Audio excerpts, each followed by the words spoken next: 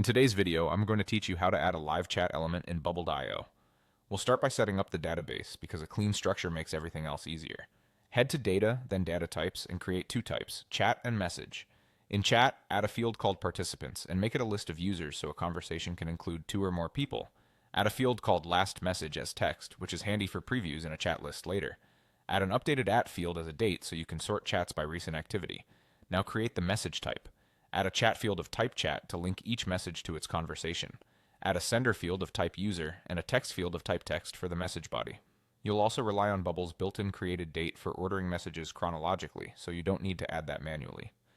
Next, build the chat interface. Drop a group on the page and name it Group Chat. Set its type of content to chat, so anything inside can reference the current conversation as current chat. Inside that group, add a repeating group and name it RG Messages. Set its type of content to message. For its data source, do a search for messages where chat equals current chat, and sort by created date in ascending order so the oldest messages appear at the top and new ones stack below.